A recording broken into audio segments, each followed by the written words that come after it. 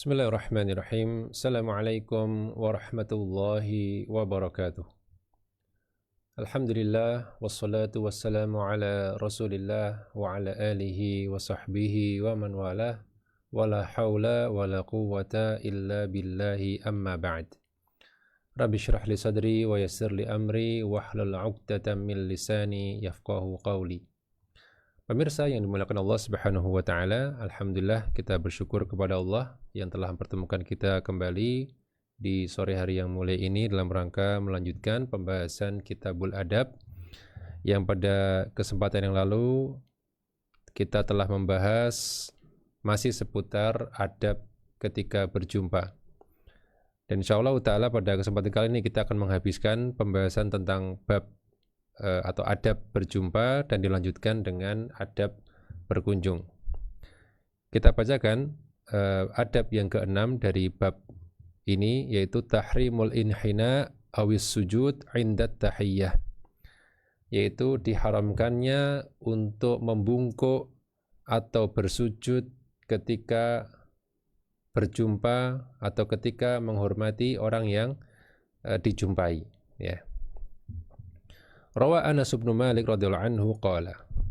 Anas bin Malik radhiyallahu anhu meriwayatkan, qala rajulun ya Rasulullah ahaduna yalqa sadiqahu ayanhani lahu.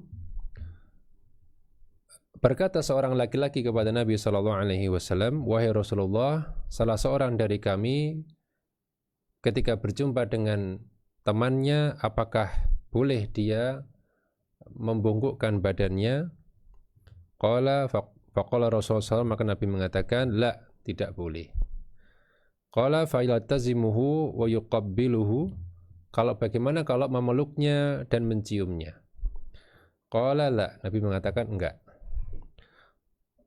Kemudian orang itu mengatakan fayusafihuhu, bagaimana kalau berjabat tangan? Qala na'am insya'a, kata Nabi, ya, kalau jabat tangan silahkan jika dia mau. Wal haditsu sharihun fin nahyi, maka hadis ini dengan jelas melarang, ya, melarang untuk membungkukkan badan, ya, ketika berjumpa. Walau sharifa lahu, dan tidak ada dalil yang memalingkan dari hukum asalnya. Artinya ketika ada larangan yang jelas, kadangkala bisa jadi dia menjadi makruh ketika ada sharif, ketika ada dalil yang lain yang ternyata secara dalam tanda petik bertentangan dengannya. Ini akan menjadi apa? Akan menjadi sharif atau menjadi mengalihkan dari hukum asal yang haram kepada makruh misalnya, atau bahkan kepada boleh, gitu ya. Namun dalam hadis ini tidak ada hadis lain yang menjadi sharif atau menjadi yang mengubah hukum asal dari haram tadi menjadi hukum yang lain, sehingga yaqtadil tahrim, sehingga kembali ke hukum asal yaitu haram membungkukkan badan ketika berjumpa dalam rangka menghormati orang yang dijumpai. Fala yajuzu al-inhina li makhluqin abadan, maka tidak boleh membungkukkan badan kepada makhluk selama-lamanya. Li'anna dzalika la yakunu illa li khaliqin atau lil khaliqi jalla wa ala. Karena yang demikian itu tidak boleh dilakukan kecuali kepada sang pencipta Allah Subhanahu, yaitu sang pencipta yaitu Allah Subhanahu wa taala. Wasujudu min babi aula, maka apalagi sujud, ya. Kalau membungkuk saja tidak boleh, apalagi bersujud. Ibnu Taimiyah mengatakan, wa amal inhina 'inda tahiyyah fayunha anhu. Adapun membungkuk ketika mengucapkan salam atau dalam artian berjumpa, ya, maka hal tersebut dilarang. Sebagaimana riwayat Tirmidzi dari Nabi sallallahu alaihi wasallam, annahum sa'aluhu 'anir rajuli yalqa akhahu yanhani lahu qala la. Sebagaimana riwayat dalam riwayat Tirmidzi, Nabi sallallahu alaihi wasallam ditanya, ya, tentang kalau seorang berjumpa dengan saudaranya apakah boleh dia membungkukkan badan, maka Nabi mengatakan tidak boleh. Wa li anna ruku'a was sujuda la yajuzu fi'luhu illa lillahi 'azza wa jalla. Dan juga karena rukuk dan sujud itu tidak boleh dilakukan kecuali kepada Allah Subhanahu wa taala. Dan membungkukkan badan ini bagian dari rukuk, termasuk jenis rukuk, ya. Ini tidak boleh. Wa amma sujud fala yartabu aqilun fi sarfihi lillahi subhanahu wa ta'ala duna ghairi.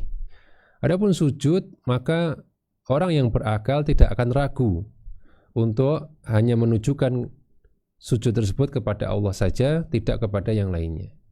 Ya. Wa fihi minal ubudiyyati ma laysa fil inhina.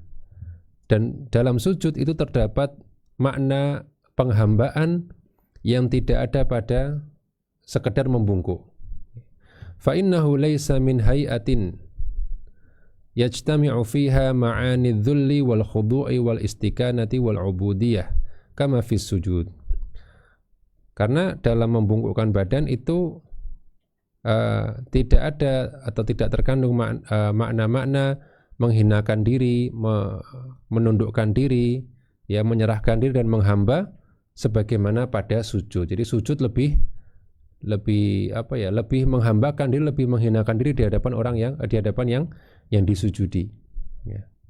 Walidza jaa fi hadits Ibnu Abbas 'anil Rasulullah SAW. Oleh karena itu datang dalam sebuah hadis dari Ibnu Abbas radhiyallahu anhuma bahwasanya Nabi SAW mengatakan, wa amas sujud fajtahidu fid du'a.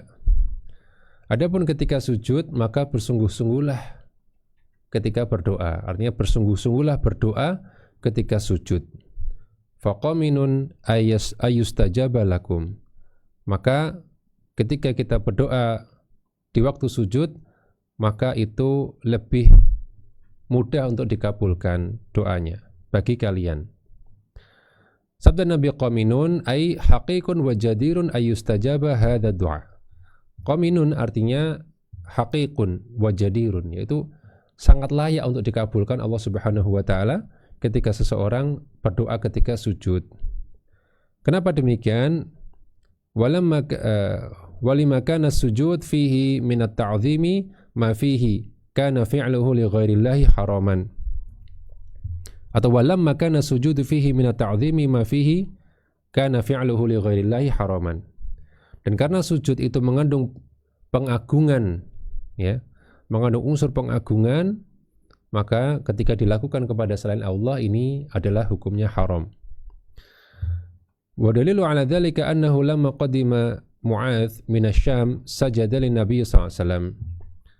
Dan dalil akan keharaman sujud kepada makhluk adalah ketika atau kisah ketika Mu'adz kembali dari negeri Syam, kemudian beliau bersujud kepada Nabi sallallahu alaihi wasallam, ya.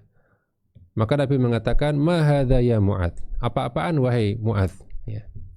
Qala ataitu Syam fa wafaqtuhum yasjuduna li asaqifatihim wa batariqatihim. Wahai Rasulullah, saya pergi ke negeri Syam dan saya dapati di sana mereka bersujud kepada ulama-ulama mereka, ya, pembesar-pembesar mereka. Fawadittu fi nafsi an naf'ala dzalika bika. Maka saya berinisiatif, ya, atau saya ingin juga melakukan itu kepada engkau wahai Rasulullah. Ya, dan Mu'adz enggak tahu, ya. Mu'adz belum tahu ketika itu.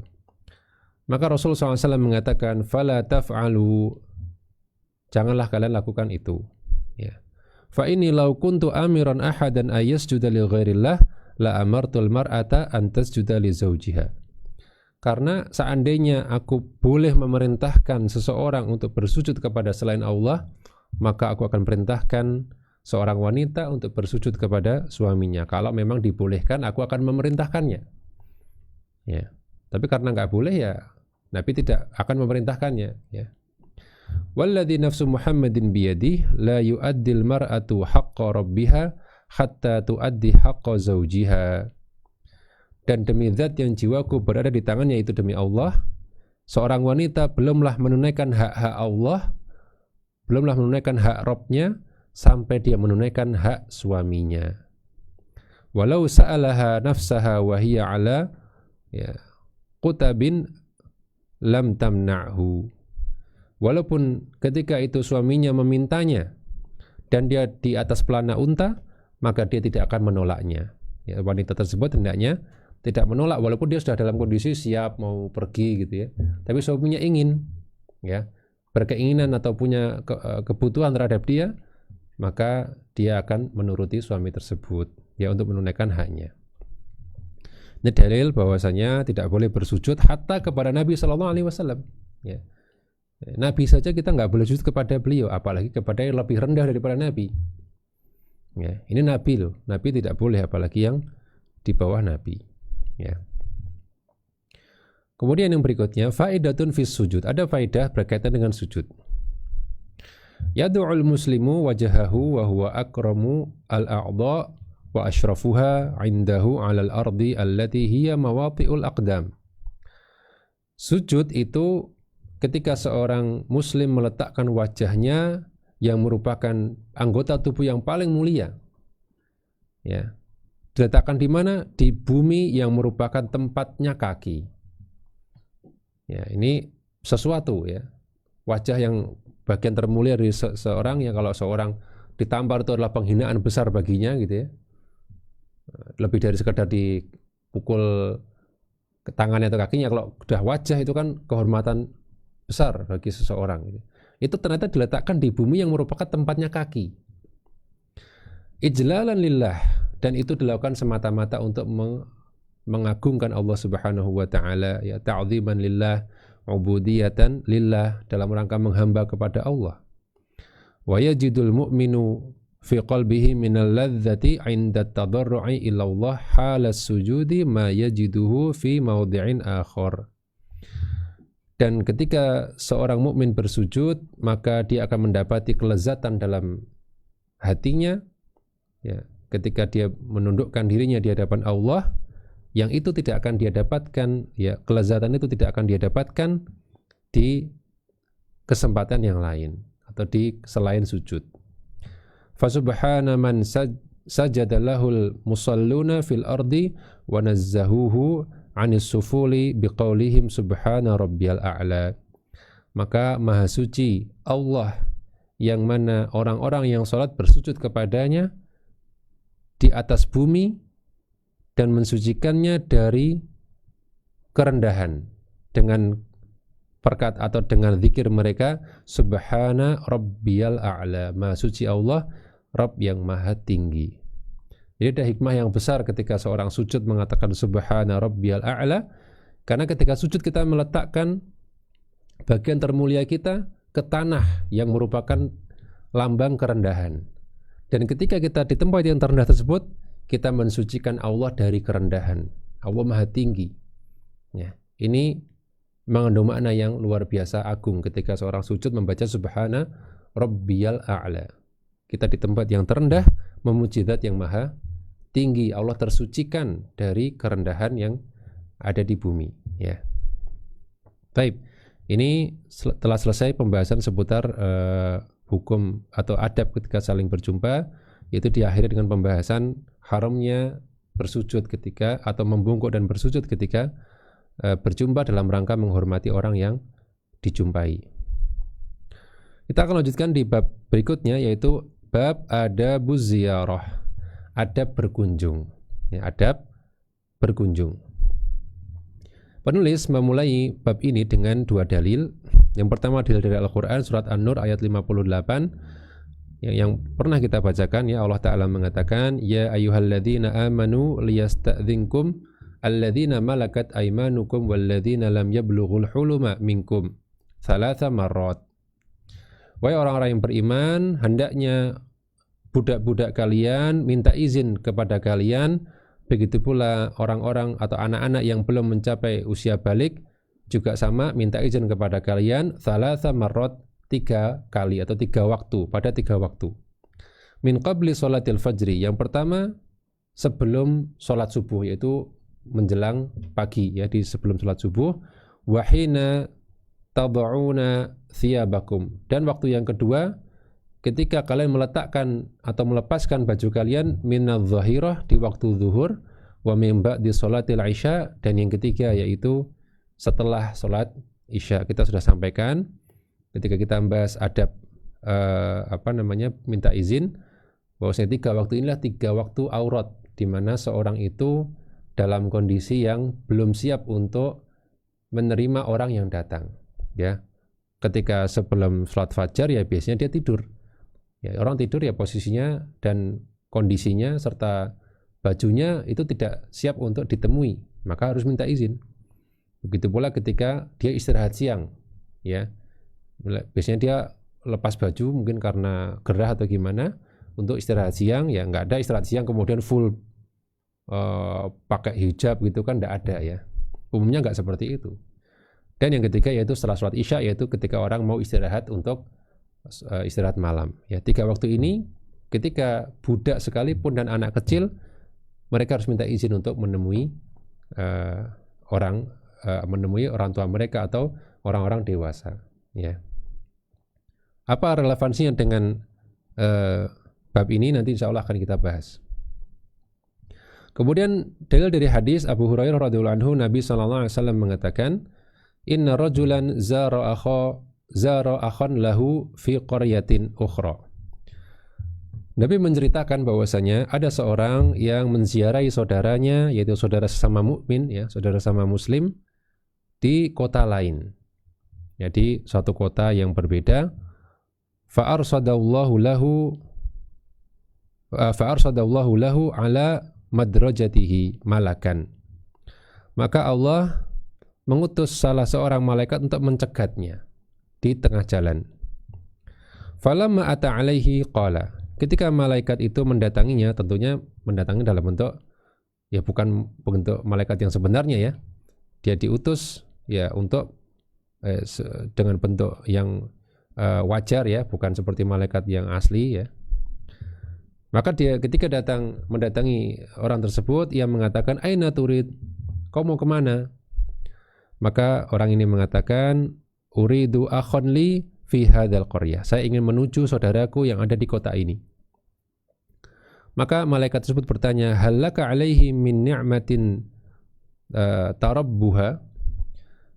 Ada urusan apa? Emangnya kamu punya kebaikan yang mau kamu balas kepada orang ini? Hanya apakah kamu dalam rangka membalas kebaikannya atau mau apa gitu ya? Ada sesuatu yang berkaitan dengan utang budi atau semisalnya. Ada keperluan yang memang duniawi lah, Pak. Gampangnya seperti itu. Qala la, enggak, saya enggak ada perlu apa-apa. Ya. Ghairu anni ahbabtuhu fillah azza wa jalla. Saya mengunjungi dia bukan karena saya sedang membalas kebaikannya atau apa. Saya sengaja mengunjungi dia semata-mata karena saya mencintainya karena Allah. Qala fa inni Rasulullah ilaik. Maka malaikat barulah mengatakan, sesungguhnya aku adalah utusan Allah kepadamu. Aku diutus Allah untuk menemuimu, bi annallaha qad ahabbaka kama ahbabtahu fihi. Aku diutus Allah untuk menemuimu dan mengatakan kepadamu bahwasanya Allah mencintaimu sebagaimana engkau mencintai saudaramu karenanya. Jadi engkau mencintai saudaramu karena Allah, maka Allah pun mencintaimu. Ya. Ini di antara dalil yang luar biasa yang menunjukkan bahwasanya kadangkala seorang itu sengaja berkunjung itu hanya karena dia saudara sesama mukmin, sesama muslim. Ya, berkunjung aja ke rumahnya gitu ya. Ini ada keutamaan besar bahwasanya Allah akan mencintainya. Ya. Baik, kita akan bacakan beberapa adab di bab ini. Adab berziarah. Yang pertama, az-ziyaratu fi ghairil awqati tsalatsati allati fi ayatil isti'dzan. Di antara adab berziarah adalah hendaknya dia memilih waktu ziarah selain 3 waktu yang disebutkan dalam ayat tentang minta izin. Nah, ini kaitannya dengan ayat tadi adalah bahwasanya hendaknya seorang itu menziarahi saudaranya atau berkunjung bertamu ya ke saudaranya itu di selain 3 waktu tadi, yaitu sebelum subuh, ketika zuhur, ketika orang tidur siang, dan ketika ba'da isya. Ya, hindari 3 waktu ini. Arsyadallahu subhanahu wa ta'ala al-mu'minina ayyamna'u khadimahum wal atfal alladhina lam yablughul hulma minad dukhuli alaihim fi awqatil awrati thalath. Allah telah memberikan bimbingan kepada orang yang beriman, ya, yaitu dengan Allah melarang para pembantu dan para anak kecil yang belum sampai usia dewasa atau usia balik untuk masuk ke kamar atau ke tempat orang-orang dewasa di 3 waktu aurat atau 3 waktu yang merupakan aurat yang pada umumnya orang melepaskan pakaiannya. Wahia min qabli sholatil fajr, yaitu sebelum subuh, wa waqtul qailulah, yaitu ketika tidur siang, wa min ba'di sholatil isya, dan ketika setelah sholat isya. Wal illatu fi dzalika anna hadhihi al-awqat madhinnatun naum. Dan sebabnya kenapa? Karena 3 waktu inilah tempat atau adalah kondisi di mana orang itu sedang tidur, umumnya sedang istirahat, ya, sedang tidur. Wal ikhlat ila rohah, dan sedang ingin menuju atau sedang ingin istirahat. Wal ifdha ilal ahl, dan waktu-waktu berkumpul dengan keluarga. Ya, jadi waktu pada isya itu waktu family time, ya, waktu keluarga. Ya.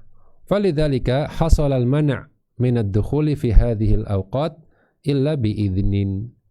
Oleh karena itu dilarang untuk masuk, ya, di 3 waktu ini kecuali atas izin, kecuali dengan minta izin terlebih dahulu.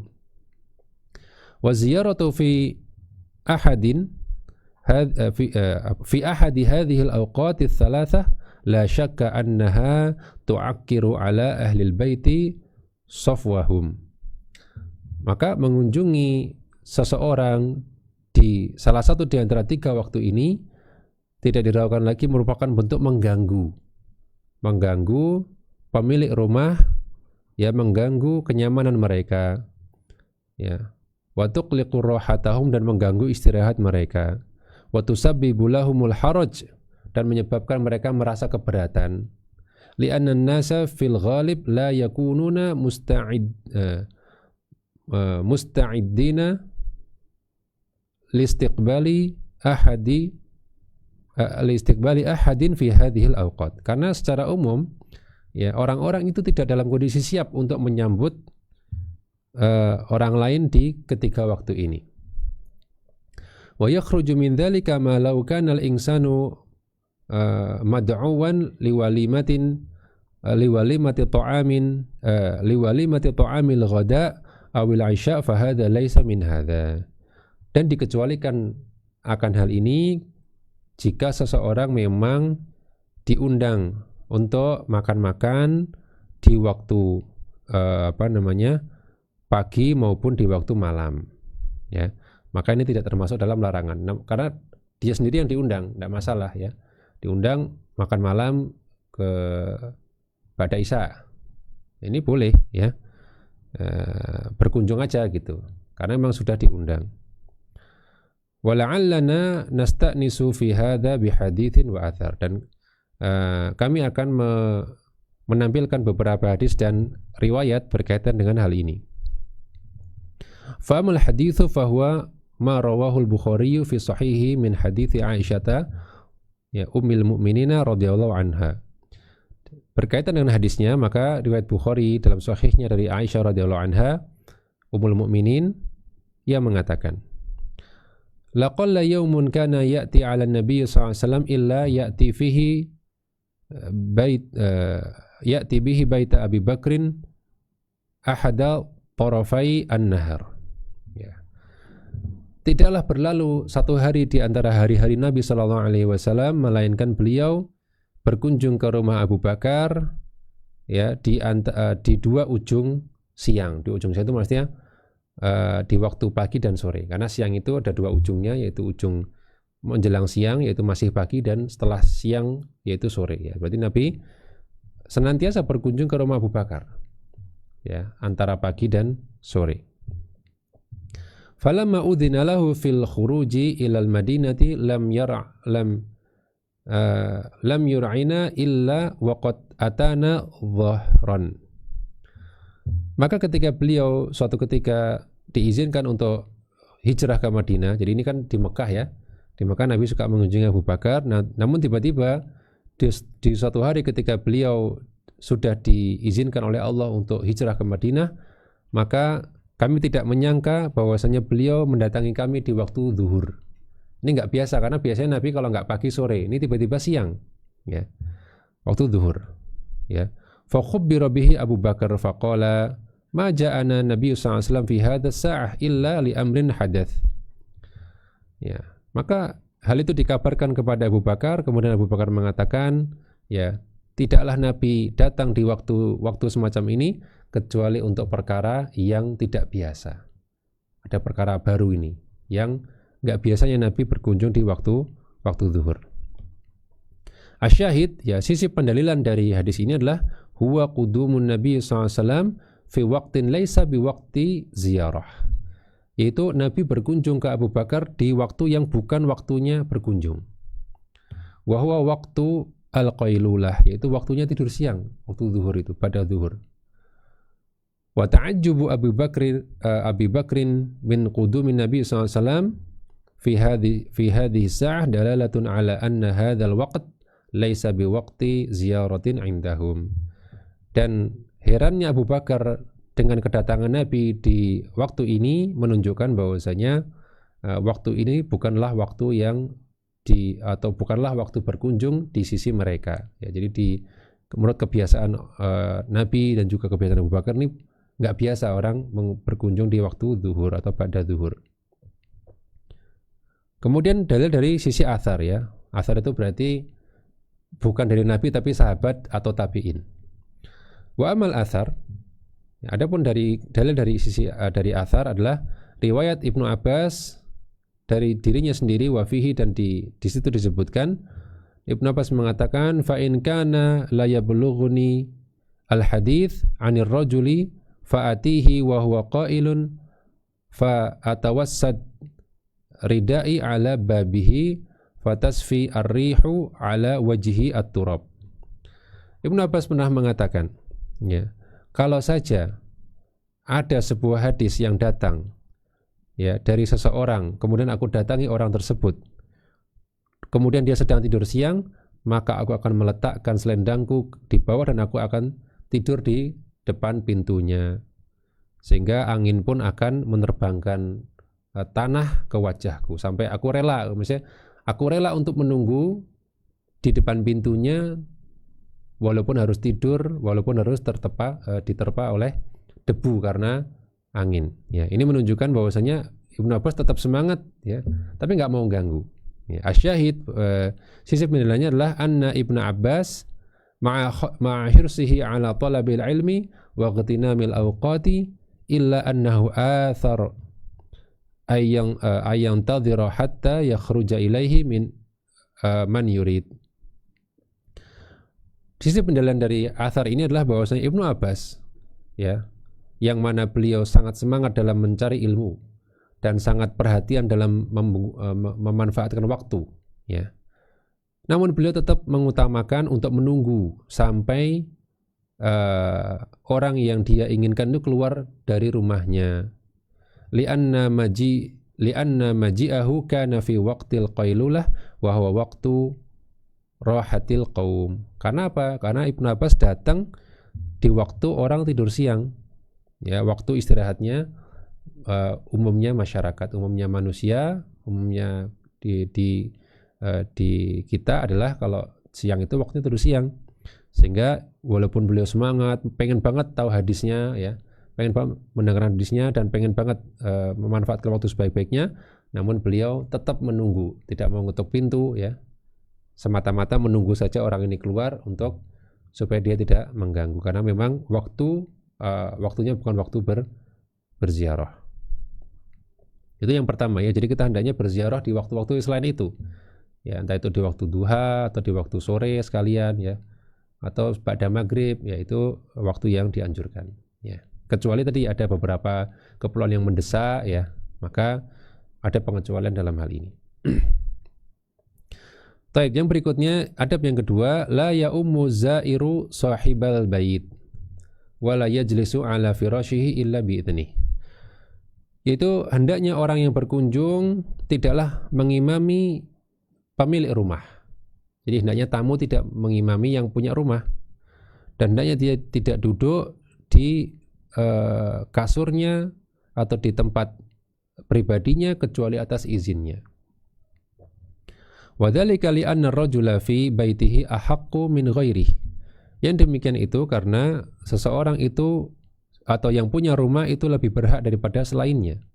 Fakanat imamatus shalah wal julus ala firashihi al mu'addu lahu la yakunu illa biidni.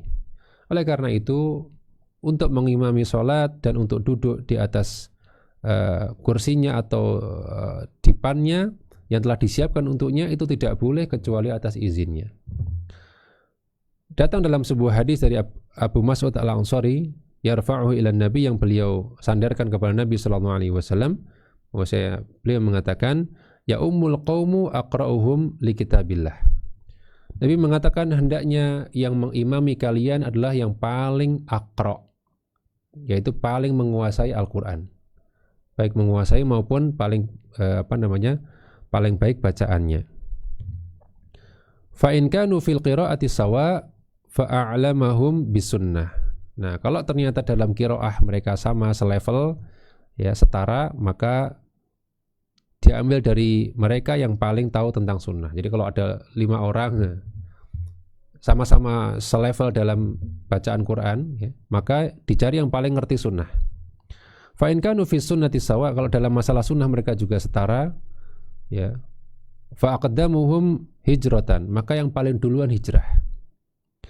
Fa in kana fil hijrati sawa fa aqdamuhum silman wa fi riwayatin sinnan, ya. Kalau dalam hijrahnya ternyata mereka bareng-bareng, maka yang paling duluan masuk Islam, atau dalam riwayat lain yang paling tua yang didahulukan. Kalau sudah ini sama bacaannya, ilmu sunnahnya juga sama, hijrahnya juga bareng-bareng, ya, maka yang paling tua. Wala yu'ammanna ar-rajulur rajul fi sultani, dan hendaknya seorang itu tidaklah mengimami orang lain dalam kekuasaannya. Jadi jangan ini adalah daerah kekuasaannya, ya, kok dia malah yang ngimami. Maksudnya kok tamunya malah yang mengimaminya, ya. Wala yaq'ud fi baitihi ala takrimatihi illa biidni, dan hendaknya dia tidak duduk di tempat yang dimuliakan baginya kecuali atas izinnya, yaitu tempat yang memang sudah khusus untuknya, itu enggak boleh kecuali atas izinnya, ya. Dalam riwayat disebutkan illa ayyadzana laka au biidni, kecuali kalau diizinkan untukmu atau dengan izinnya, ya, itu baru boleh. Jadi tidak mutlak terlarang, ya, kalau kita misalnya ustadz berkunjung ke salah satu jamaahnya gitu, ya, hendaknya ustadz itu jangan langsung otomatis jadi imam ketika sholat bareng, ya, meskipun dia ustadz. Tapi biasanya kan jamaah kemudian akan jamaahnya misalnya ustadz silahkan antum yang mengimami, ya, itu baru boleh, ya. Tapi jangan auto maju, ini namanya tidak sesuai dengan adab. Imam Nawawi mengatakan yang maknanya Imam Nawawi mengatakan maknahu anna sahibal bait wal majlis wa imamul masjid ahaqqu min ghairi, bahwasanya sahibul bait, pemilik rumah, pemilik majlis, dan imam masjid itu lebih berhak daripada selainnya. Jadi kalau suatu masjid punya imam tetap, dialah yang paling berhak daripada orang yang tiba-tiba baru datang, gitu, ya. Wa in kana dzalikal ghair afqahu wa aqra'u wa arwa' wa awra' wa afdal minhu. Walaupun tamunya ini lebih faqih, lebih pintar agama, lebih bagus Qur'annya, dan lebih warok, lebih afdal bahkan, ya. Wa sahibul makan ahaqqu, ya, dan maka tetap yang punya tempat itulah yang lebih berhak. Fa in syaa taqaddama wa in syaa qaddama man yuridu. Kalau dia mau, dialah yang maju. Kalau dia mau juga, dia akan mempersilahkan orang lain untuk maju. Dialah yang paling berhak untuk ngatur. Dia sendiri juga dia yang paling berhak, tapi dia juga berhak untuk mempersilahkan orang lain untuk maju. Wa in kana alladhi yuqaddimuhu mafdulan bin nisbati ila baqil hadirina li'annahu sultanuhu fa yatasarrafu fihi kaifa syaa. Walaupun yang dia suruh maju itu yang lebih mafdul, yaitu yang keutamaannya lebih rendah daripada dia, yang levelnya lebih rendah daripada dia, maka dia tetap lebih berhak untuk itu, ya.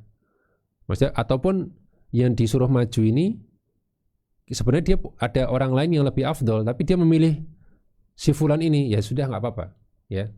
Tetap adabnya seperti itu.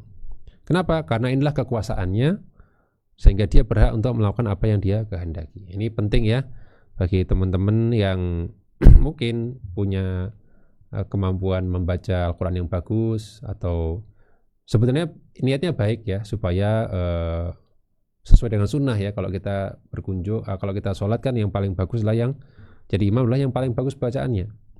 Namun tentu menunggu izin atau menunggu dipersilahkan oleh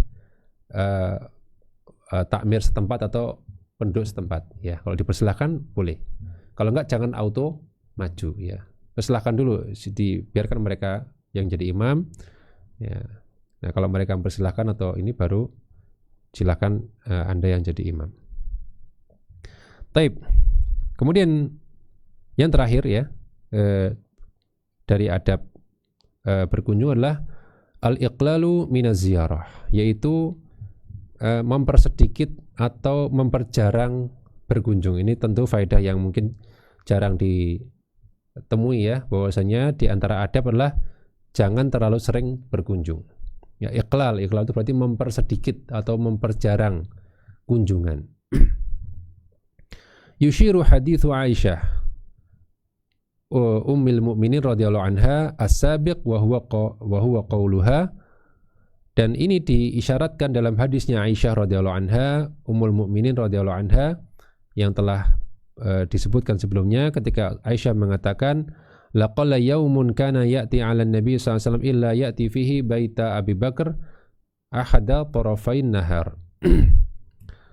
Atau dalam riwayat lain, walam yamurru alaihi ma yaumun illa ya'tina fihi Rasulullah sallallahu alaihi wasallam tarafain nahar bukratan wa 'ashiyatan.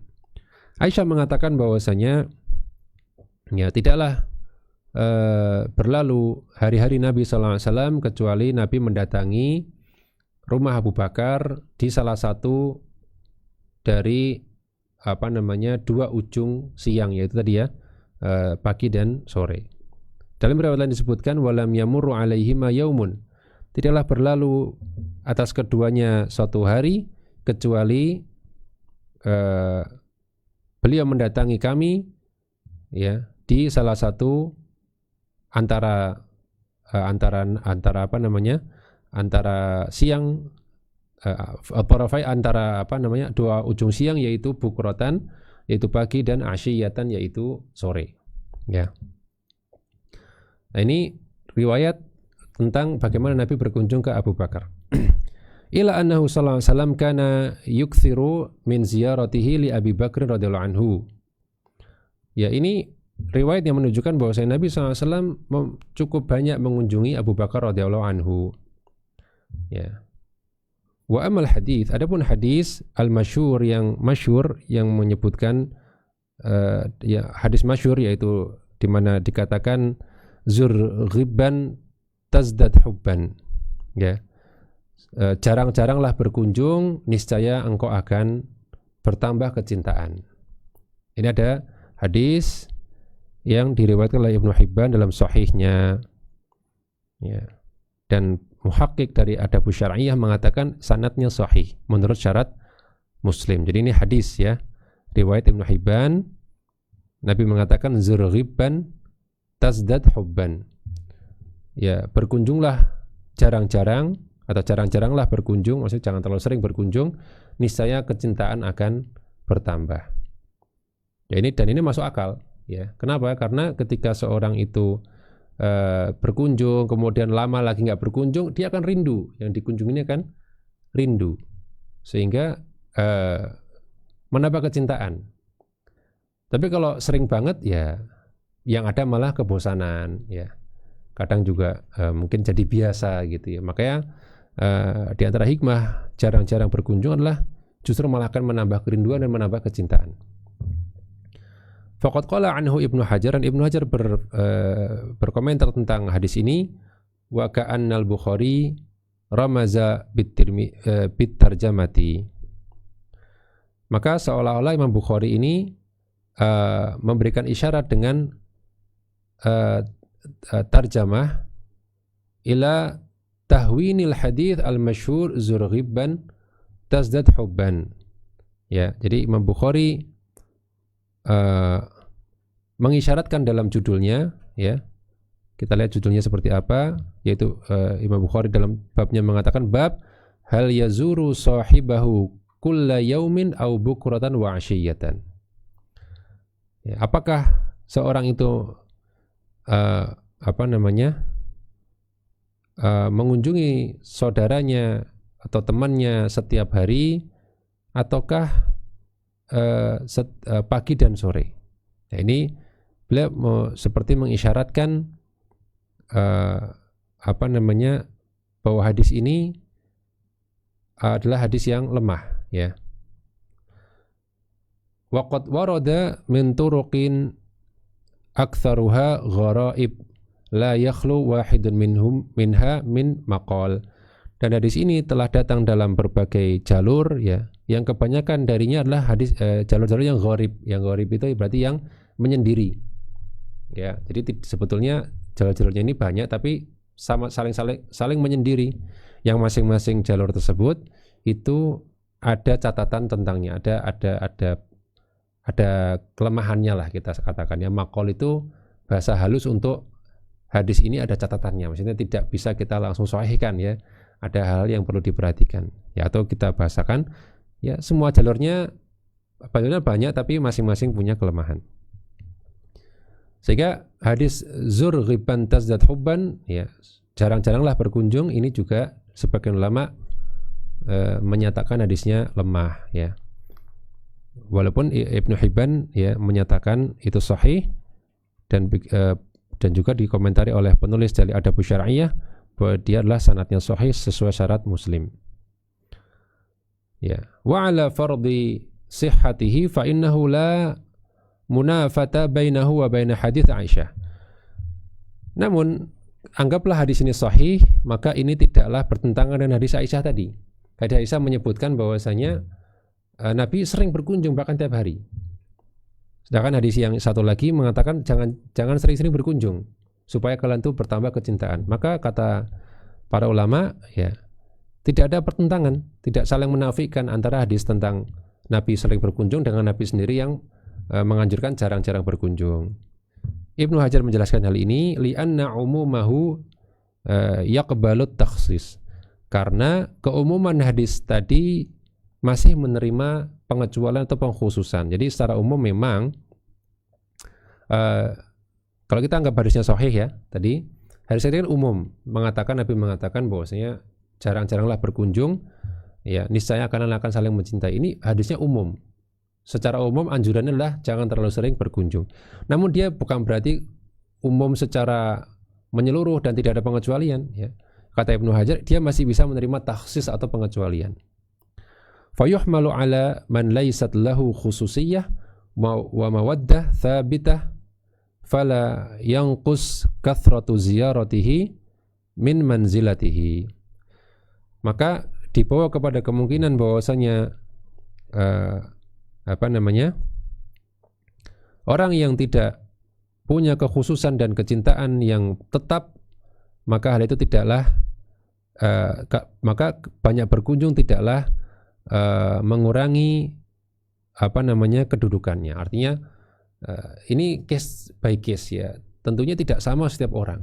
Ada yang tipe-tipe yang kalau dia sudah punya kecintaan yang tetap, bahkan punya tempat yang khusus, ya, maka tidak masalah, ya.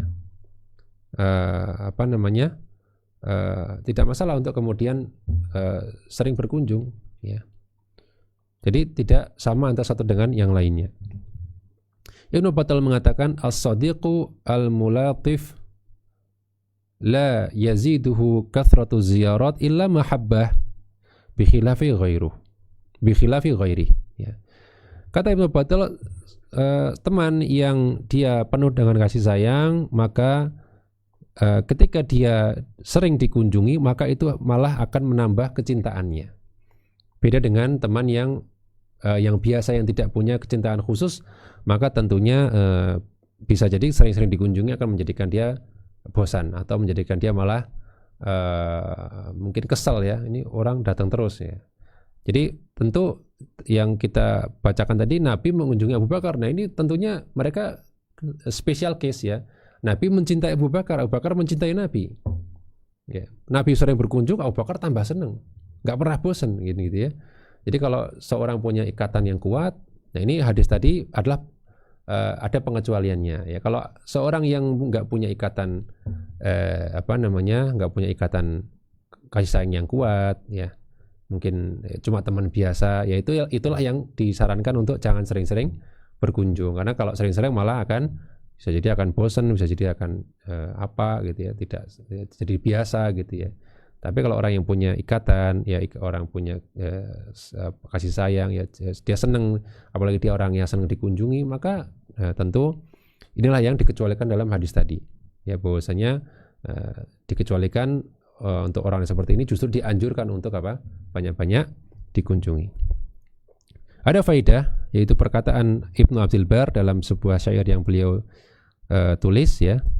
Beliau mengatakan dalam syairnya, azuru khalili ma badali hasyuhu wa qabalani minhush basyashatu wal bishru.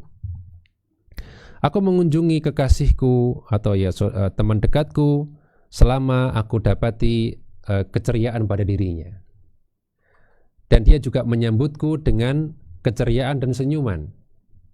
Fa illam yakun hasyun wa basyun taraktuhu walau kana fil liqya al walayatu wal bishru. Namun kalau tidak aku dapati ada keceriaan dan senyuman ketika aku kunjungi, maka aku akan tinggalkan dia.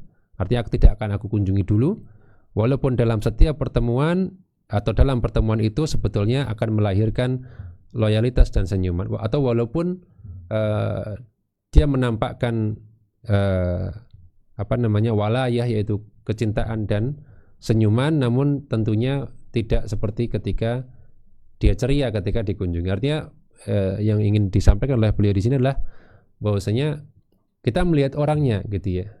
Ada orang yang ketika selesai dikunjungi selalu senang dan ceria, maka kita kunjungi dia. Ada orang yang biasa aja gitu ya, apalagi dikunjungi pertama senang, dikunjungi yang berikutnya kok kayak sambutannya biasa gitu. Ini berarti sinyal bahwasanya ya udah, kita nggak mengunjungi dulu, nanti lagi menunggu mungkin waktu yang lain gitu ya. Mungkin dia banyak kesibukan, kalau kita kunjungi malah dia sebetulnya ngeluh gitu, waduh ini lagi banyak kerjaan dikunjungi gitu ya. Nah ini tentu case by case ya, setiap orang bisa berbeda-beda. Wallahu ta'ala a'lam bisawab. Ini saja yang kita bahas untuk bab ini, dan insya Allah di pertemuan berikutnya kita akan membahas bab yang baru, yaitu bab menerima tamu ya. Wallahu ta'ala a'lam bisawab.